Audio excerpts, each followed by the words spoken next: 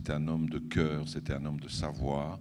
Et c'est pour ça que ce soir, j'ai invité deux parmi les personnes qui l'ont sans doute le mieux connu, qui ont travaillé avec lui, pour qu'on fasse ce soir comme s'il était là parmi nous. Et donc j'invite Elisabetta Sgarbi et Mario Andreose. Voilà, je vous demande d'applaudir, ce sont deux grandes personnalités. Merci. On va s'asseoir là, Mario, tu t'assois de l'autre côté. Voilà, donc Elisabetta Sgarbi, la réalisatrice, l'idéatrice, comme on dit, de la Milanesiana, écrivain et éditrice, et qui a donc fondé, elle va nous en parler elle-même, cette nave di Teseo, ce bateau de Thésée, qui est né dans des circonstances particulières qu'on va vous raconter. Et à son côté, Mario Andreose, que j'avais rencontré à Lyon, justement, avec Umberto Eco et le ministre de la Culture français de l'époque, Frédéric Mitterrand, qui a été très très proche, je crois, on peut le dire, de Umberto Eco, et qui va aussi nous parler aussi d'une activité que peut-être en France on connaît moins, qui est l'activité éditoriale d'Umberto Eco. Voilà, Elisabetta, je vous laisse tout de suite la parole, en précisant qu'effectivement, nous n'avons pas voulu ce soir refaire une sorte de descriptif de la pensée d'Umberto Eco. Il est très difficile de dire qui était Umberto Eco, ce qu'il était plus exactement, s'il était écrivain, s'il était sémiologue, s'il était historien du Moyen-Âge, esthéticien, critique. Moi, je le vois plutôt comme une sorte de... Il a été à la fois un thermomètre de la société italienne, ou un baromètre, comme vous voulez. Ceux qui sont en Italie et qui pouvaient acheter l'Espresso savent qu'il... Dans la Bustina di Minerva, qui était la dernière page de l'Espresso, tous les 15 jours, il trouvait toujours le petit coin de façon très barthésienne, justement le petit événement, la petite anecdote, le petit fait culturel, qui pouvait en dire beaucoup plus. Il a peut-être inventé une forme de roman en nouvelle quand il a écrit Le nom de la rose, je pense qu'on va en parler aussi tout à l'heure, et ses travaux sur l'esthétique du Moyen-Âge, sur saint Thomas d'Aquin, qui, à mon avis, est quand même... la personne à laquelle il a été le plus fidèle, et je néglige d'autres aspects de son œuvre qui étaient immenses. Voilà, là je vais essayer de donner, enfin je ne vais pas essayer, je vais le faire de fait, la parole à Mario Andreose. Je me souviens quand il me parlait au moment où il avait dû écrire sa thèse sur le problème esthétique de Thomas d'Aquin, au lieu de se renfermer dans la bibliothèque de son université à Turin, il a préféré être là, dans le Moyen-Âge. Et c'est pour ça qu'il a passé plusieurs semaines, sinon mois, entre Notre-Dame et l'abbaye de Cluny. Sa méthode de travail qu'on va trouver aussi quand il écrira ses romans, la manière de se documenter, de tout chercher. Par exemple, je me souviens, parce que c'était une expérience personnelle, on était au moment d'un salon du livre, il était en train de traduire Sylvie, et je me souviens qu'il a voulu visiter les endroits où l'auteur de Sylvie vivait, c'est-à-dire aux alentours de Roissy, pour avoir l'idée précise où Sylvie s'est posée dans la colline, où la distance entre sa maison, ça c'était le génie d'Umberto, aussi la manière de s'amuser, parce que il avait aussi ce côté très important. Donc, je voulais parler de son expérience, surtout de son expérience dans l'édition. Il arrive chez Bompiani en 1959. Et il a passé 17 ans comme éditeur salarié chez Bompiani. Et chez Bompiani était peut-être l'éditeur le plus cultivé parmi les éditeurs italiens.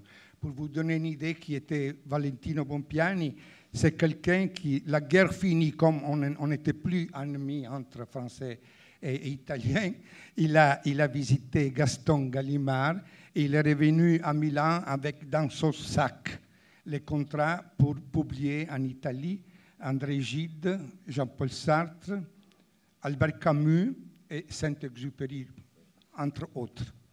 Et donc, Umberto rencontre Valentino Bompiani à ce moment où il n'avait pas encore la chaire à l'université.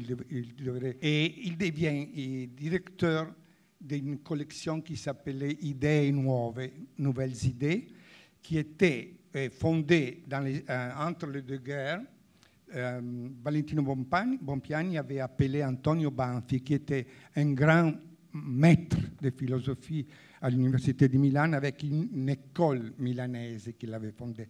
Et le but de cette collection, c'était de s'opposer à l'hégémonie de l'idéalisme de Croce et de Gentile, qui à ce moment, c'était la seule philosophie qui peut-être existait en Italie. Et alors, entre les deux guerres, Bompiani avec Antonio Banfi introduit dans l'édition italienne les courants de la philosophie européenne et aussi anglo-saxonne, soit les continentaux, les analytiques, en publiant des auteurs comme Simmel, Klages, Jaspers, Ortega y Gasset, Whitehead, Husserl, Sartre, Arendt, Reichenbach, Baudrillard, Hippolyte, etc.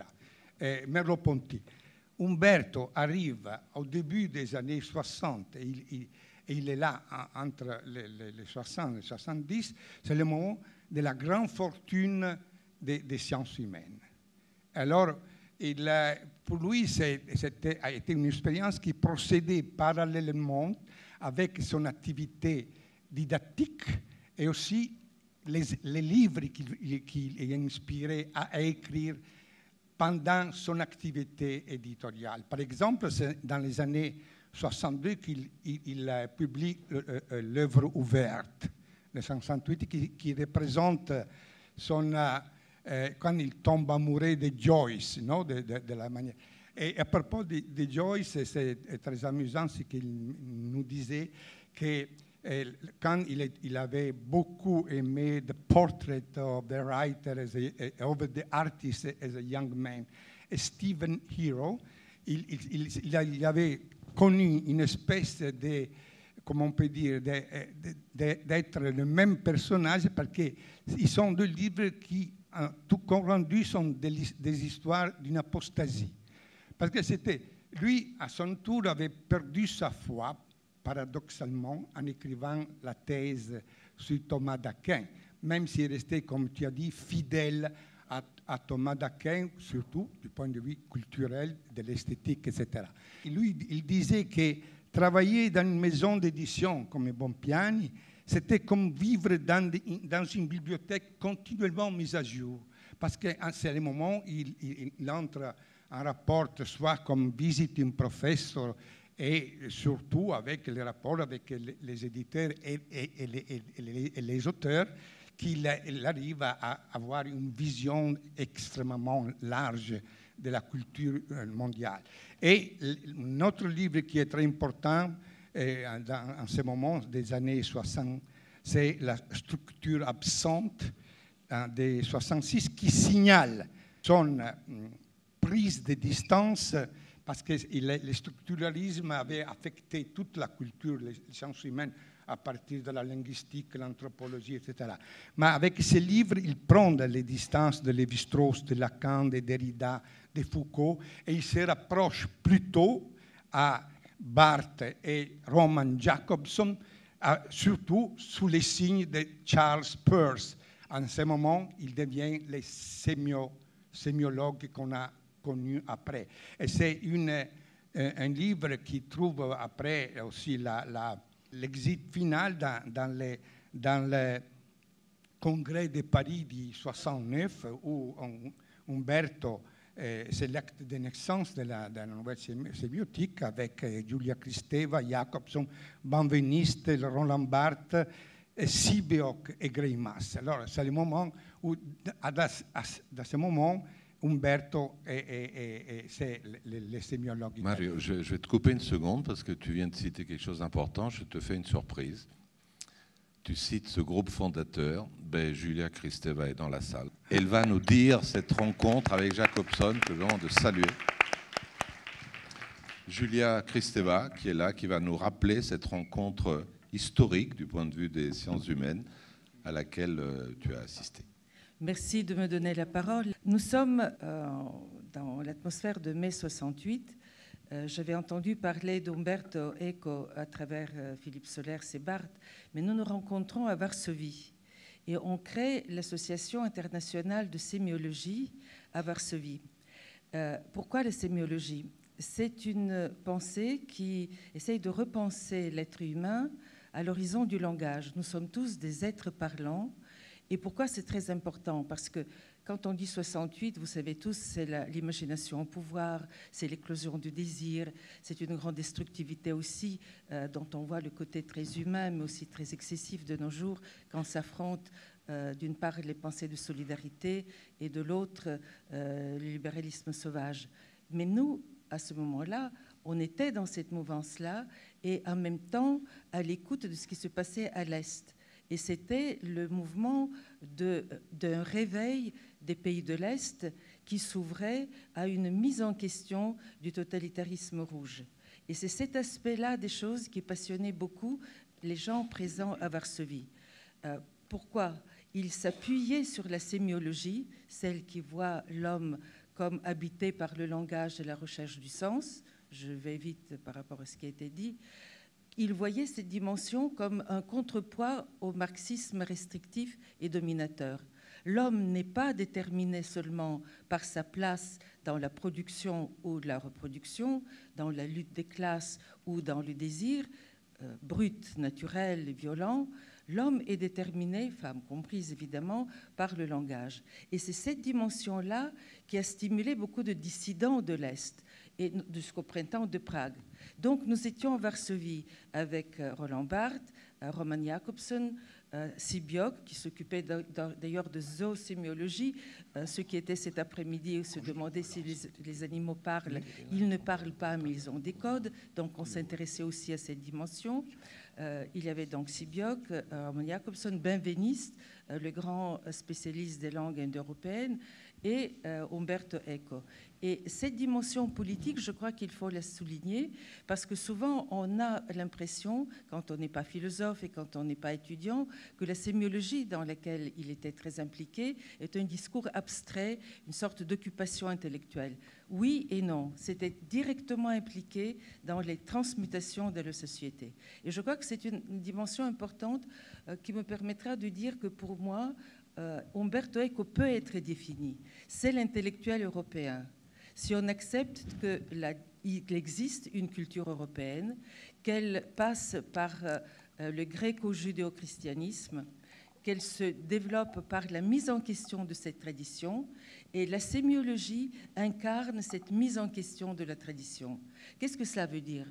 On a parlé ce matin de la mort de Dieu, et on a évoqué Nietzsche. Nietzsche était celui qui savait mieux que personne que la phrase « la mort de Dieu » veut tout dire, sauf que Dieu n'existe pas. Pourquoi?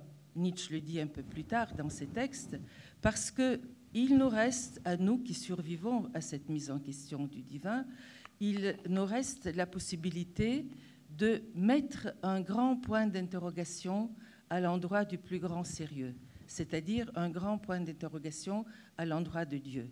Et la sémiologie d'Umberto Eco faisait cette interrogation. Donnez-moi 2 minutes simplement pour dire que ce point d'interrogation peut conduire à un discours pathétique, à un discours nietzschéen, un discours cultivé et documentaliste, qui est aussi le discours de la liste.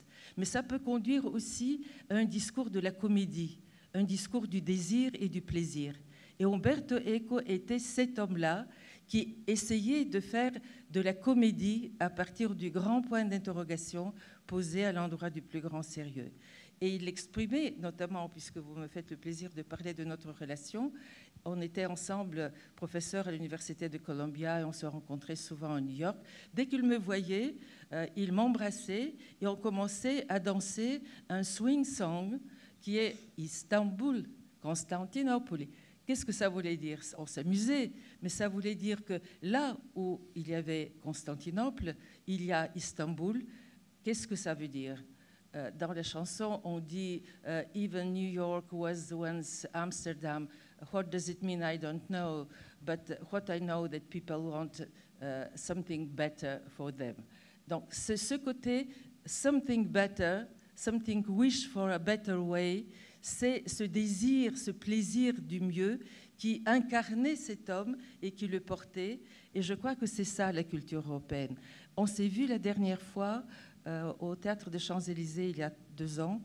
c'était sa dernière venue à Paris, pour parler de l'Europe.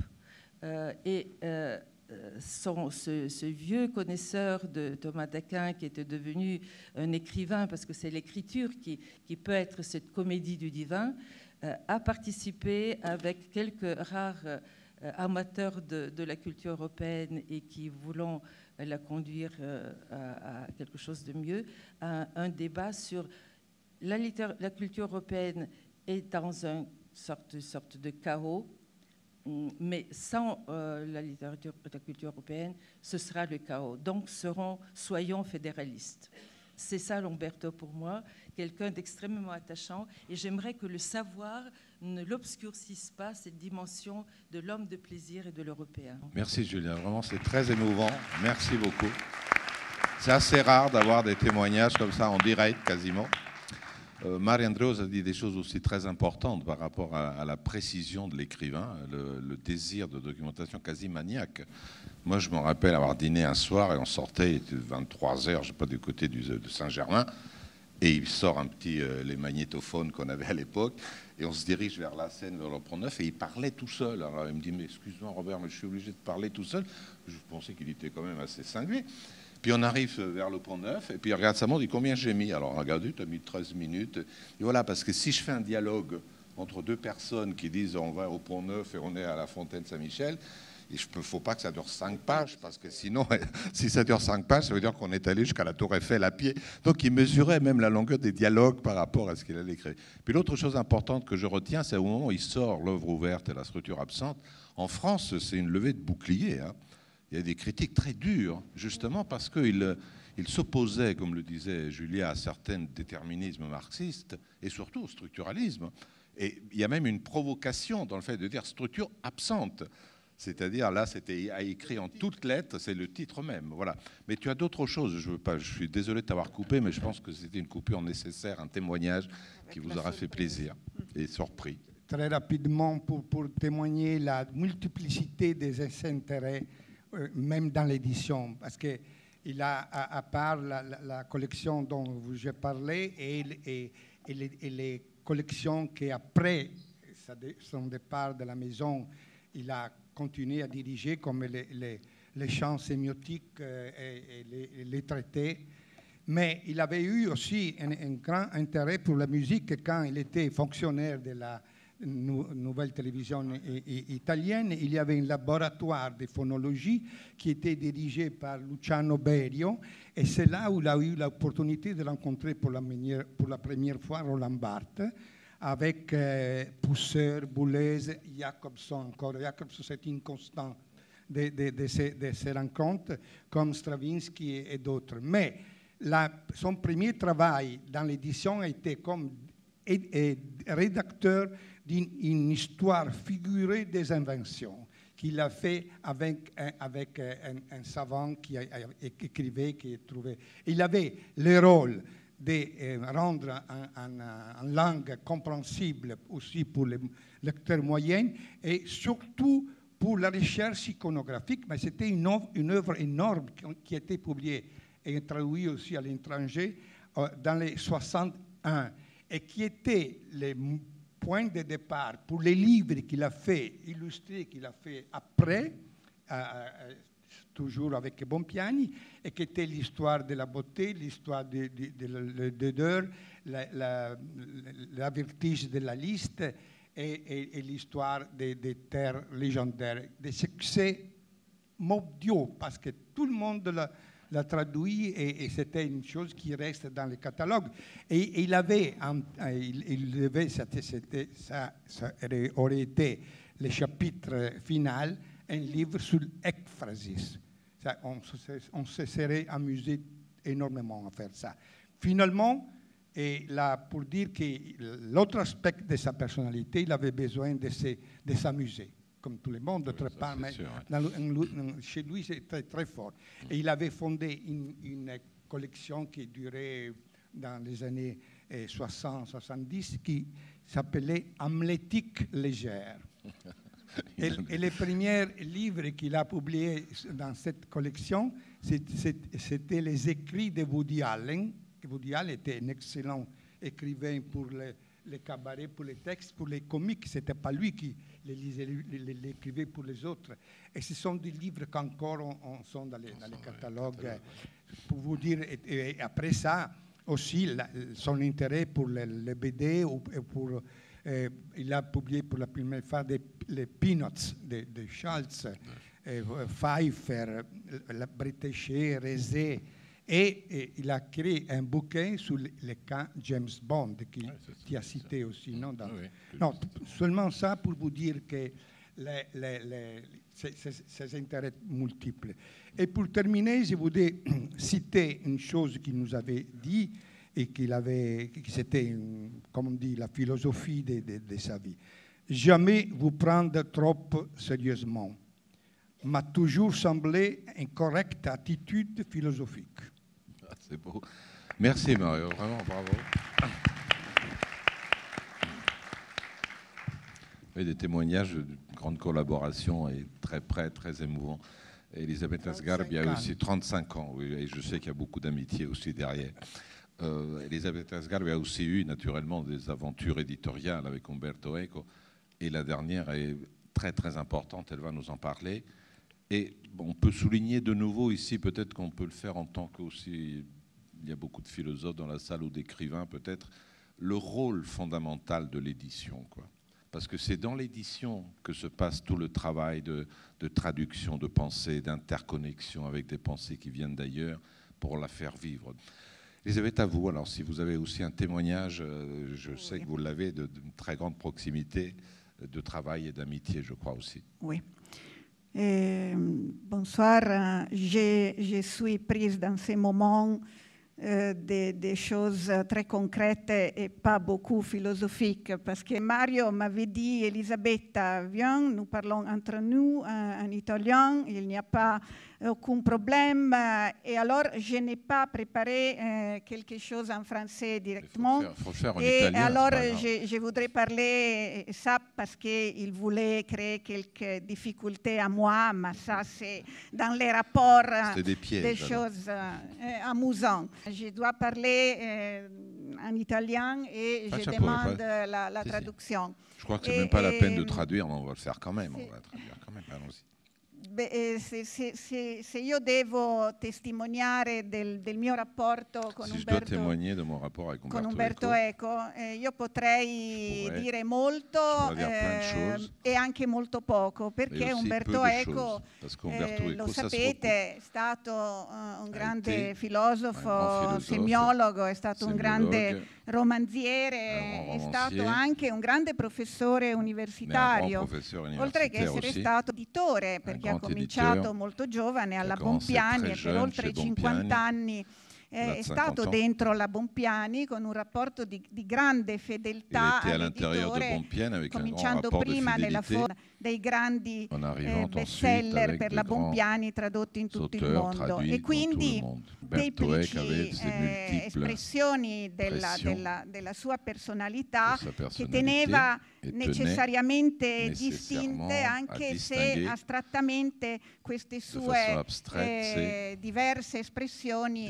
erano vicine. E quindi se io dovessi parlare, o chiunque di noi, di Umberto Eco, avrebbe comunque uno sguardo parziale sulla sua attività. Certamente però, come Mario, io sono stata l'editore di Umberto Eco, per meno tempo di Mario, ma per un lungo tempo. Io sono arrivata alla fine degli anni 90 alla Bompiani e devo dire, ci ho pensato molto, che essendo nell'editore non mi è mai capitato di parlare con lui o di intrattenere delle discussioni sul trattato di semiotica generale, di cui riconosco ovviamente la grande rilevanza nella storia culturale del Novecento, e quindi posso dire che conosco poco Umberto Eco, o quantomeno che conosco Umberto Eco poco e non verticalmente rispetto alle molteplici espressioni del suo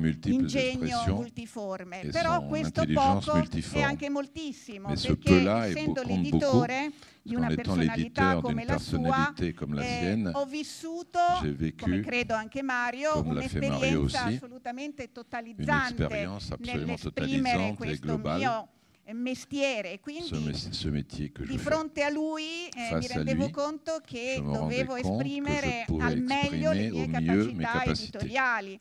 E poi la fama di Umberto Eco, Puis la célébrité d'Umberto Eco è absolutamente mondiale, oui. In Italia, perché è lo scrittore più tradotto al mondo, con risultati anche commerciali straordinari, dalla Corea agli Stati Uniti, alla Francia, che è il suo paese d'adozione, alla Polonia. Insomma, facevano dire a Eco che era molto vicino alla Bompiani, che sentiva la Bompiani come casa sua, la Bompiani come sa maison. La Bompiani sono io. E quindi per un editore che si trovava di fronte alla fedeltà di Umberto Eco alla Bompiani, alla coincidenza di Umberto Eco con la Bompiani, era importante che ci fosse una espressione massima e assoluta dell'impegno nell'edizione dei suoi testi e nella diffusione dei suoi testi e delle sue opere. Ma tutto questo, che è stato un lungo periodo, mi sembra poca cosa rispetto a quella che è stata l'ultima esperienza, e qui vengo al punto della nave di Teseo, di cui Eco, come sapete, è stato l'armatore e di cui rimarrà il punto di riferimento, anche se ha appena intravisto i primi frutti di questa casa editrice, le prime cose accadute. Certamente aveva saputo che la commissione, l'autorità dell'antitrust, dopo che lui aveva scritto una lunga lettera al Corriere della Sera, sottoscritta da numerosi altri scrittori che poi con lui hanno partecipato alla fondazione della casa editrice, e con noi anche Eugenio Lio, che è un filosofo che è in sala e che era con noi alla Bompiani, certamente appunto ha fatto in tempo a sapere che la Bompiani avrebbe dovuto uscire da un grande gruppo. E che cosa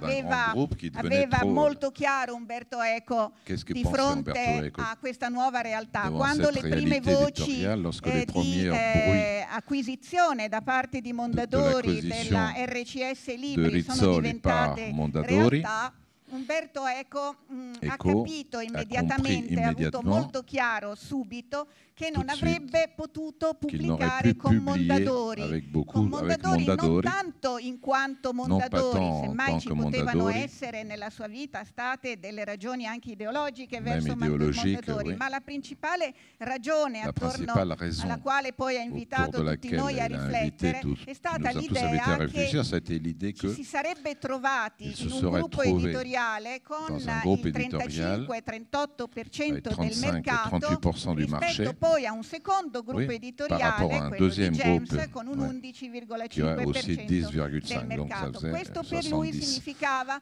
che non ci fosse più una libertà sufficiente di espressione del mercato editoriale, e soprattutto significava che la Bompiani, dentro un grande gruppo in cui entrano delle logiche manageriali e di struttura molto forti, non sarebbe stata più indipendente.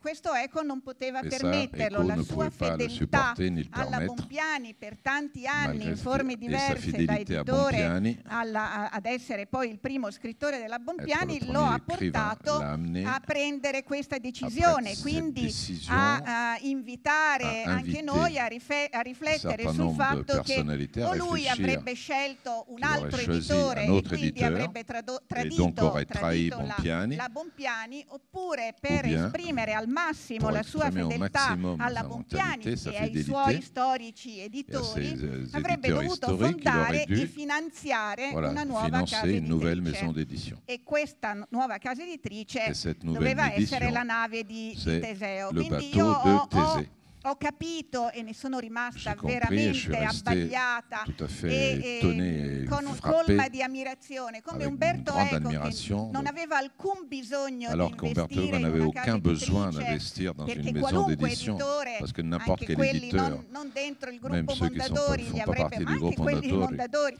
gli avrebbero, ma non poteva farlo, offerto di pubblicare. Umberto Eco ha pensato che la sua fedeltà assoluta alla casa editrice editrice si esprimeva fondandone un'altra. E noi, d'altra parte, come editori, abbiamo voluto esprimere la nostra fedeltà assoluta all'autore che ha costituito e che costituiva l'identità della Bompiani. Che cosa sarebbe stata la Bompiani senza Umberto Eco? E questo l'hanno sentito anche altri scrittori come Sandro Veronesi, l'autore di Caos Calmo, come Edoardo Nesi, come anche scrittori stranieri, Tahar Ben-Jelloun, Amin Malouf. E quindi ci siamo trovati, noi editori, in una situazione di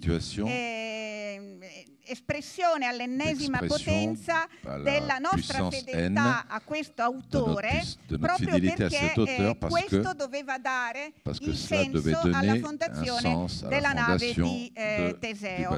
E quindi nasce questa casa editrice. Umberto Eco inizialmente la voleva chiamare Zio Val, che era il nome con cui in maniera affettuosa si chiamava Valentino Bompiani. Inizialmente aveva pensato anche a un altro nome, Alamo, ma Alamo era poi stata una sconfitta e quindi non andava bene. Insieme anche all'amico Jean-Claude Fasquelle, che ha partecipato e che è stato il suo editore in Francia e poi lui è uscito, ma la casa editrice Grasset ha continuato a stampare e a pubblicare i libri di Umberto Eco, ha pensato a questo splendido nome che all'inizio sembrava un nome troppo lungo per una casa editrice, la nave di Teseo. Ma la nave di Teseo, inutile che io lo spieghi a voi, lo sapete bene, nasce da un passo di Plutarco delle vite parallele, dove naturalmente c'è un vascello a cui vengono cambiati vari pezzi che si deteriorano con dei pezzi nuovi, e poi Plutarco conclude anche i filosofi discutendo dei loro sofismi citano questa nave come un esempio di dubbio. Gli uni sostengono che si tratti sempre dello stesso vascello e gli altri invece che sia un vascello differente. Dunque si è scelto di dare vita a una nuova casa editrice per essere sempre la stessa casa editrice. Questo è il senso di questa casa editrice che fortemente Umberto Eco ha voluto, e il senso profondo del grande valore storico della nave di Teseo proprio grazie a Umberto Eco. Poi la casa editrice ha cominciato a prendere forza in questo mare dell'editoria burrascoso, e con grande soddisfazione alcuni autori si sono voluti imbarcare, possiamo dire, con noi, e quindi negli ultimi mesi, in questi mesi abbiamo lavorato moltissimo. Sono pochissimi mesi di vita perché Umberto è scomparso il 19 di febbraio, abbiamo cominciato a pubblicare il suo libro come primo, anche se lui non avrebbe voluto essere il primo, perché diceva sempre io sono il fondatore della casa editrice, sono un autore, non voglio cominciare per primo.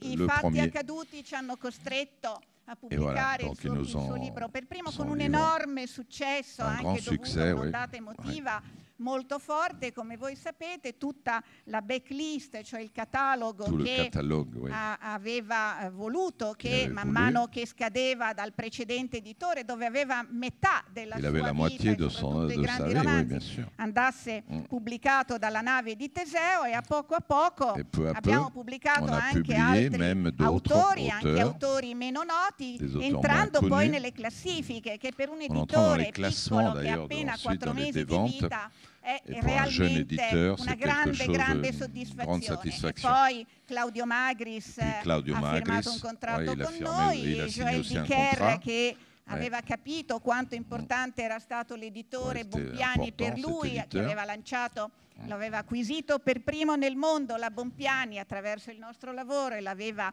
poi lanciato. Ha pensato che invece che scegliere il grande editore, dove grande sicurezza economica e di quant'altro ci sarebbe stato, valeva la pena seguire l'editore che deve credere nei libri, li deve scovare, li deve seguire, li deve amare e deve creare da questi libri un pubblico di lettori, grande o piccolo che sia. E quindi, insomma, le soddisfazioni sono tante e ogni volta che qualche cosa di buono accade in questi tempi, all'inizio molte cose buone sono accadute, io penso sempre che devo ringraziare un autore per cui la mia ammirazione è cresciuta enormemente. Il suo gesto è stato un gesto assolutamente disinteressato. L'ha detto ai giornali, siamo matti, non so, io lo dovevo fare, devo lasciare questo esempio ai miei nipoti. E questa è stata la cosa più grande che potesse fare per me.